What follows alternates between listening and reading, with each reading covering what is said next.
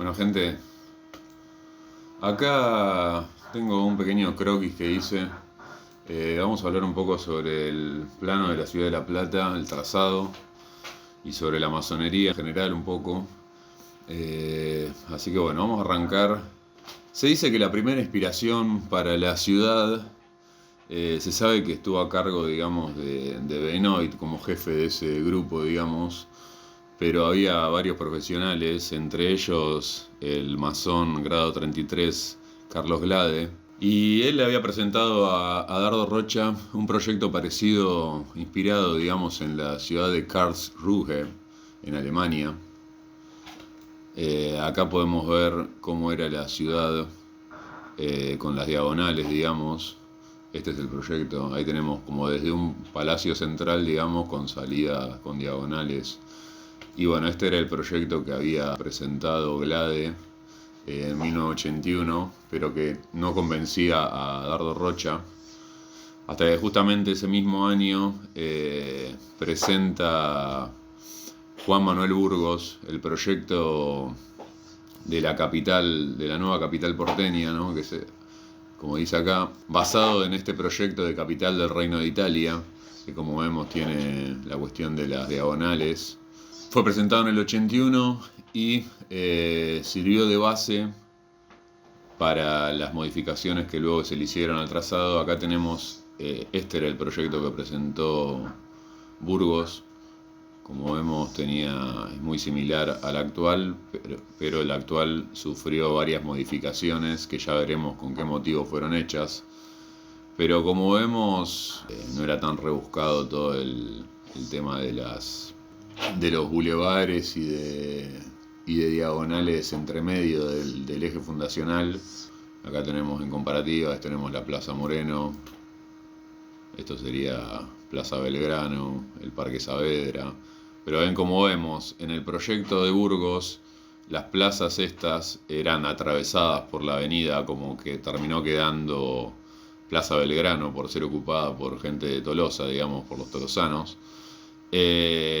Pero como ven de este lado, el Parque Saavedra, por decir, también estaba atravesado y lo mismo pasaba con los demás. O sea, eso no. Uno de los grandes problemas de la ciudad de La Plata es el embotellamiento que se da en las grandes avenidas justamente al llegar a las plazas, ¿no? Porque las hay que girar alrededor de la plaza y eso genera muchos embotellamientos y problemas de tránsito, choques, etcétera.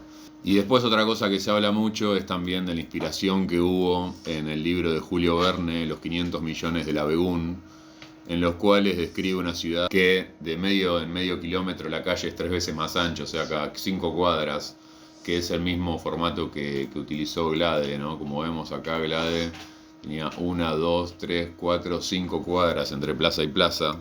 Bueno, entonces teníamos las plazas cada 5 cuadras, en vez de en el proyecto, digamos, de la ciudad de La Plata, que es cada 6, ¿no? Como se sabe. Y también la implicación que tiene numerológica, ¿no? Ese cambio.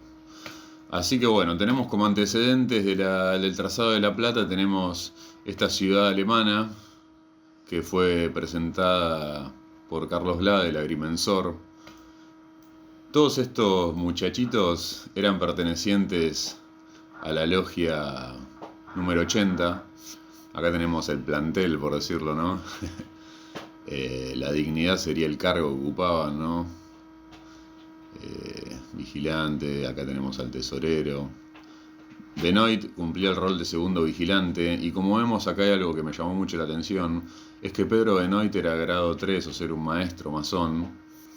Y lo mismo pasó en la investigación, me di cuenta que Dardo Rocha también era grado 3.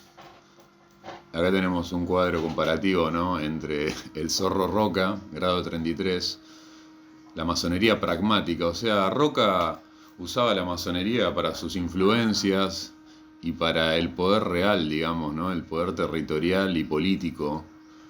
En cambio, Dardo Rocha, que era maestro grado 3, acá como puse, ¿no? Irónicamente su apellido era de Rocha, lo cual condice con los factuosos gastos que conllevó la construcción de la ciudad y los créditos impagos al Banco Provincia que se le atribuyen a él y a toda la generación del 80. Bueno, en eso eran muy similares, ¿no? Como siempre vemos estos masones, digamos, Aunque parezcan rivales, en el fondo son de la misma cofradía, por decirlo.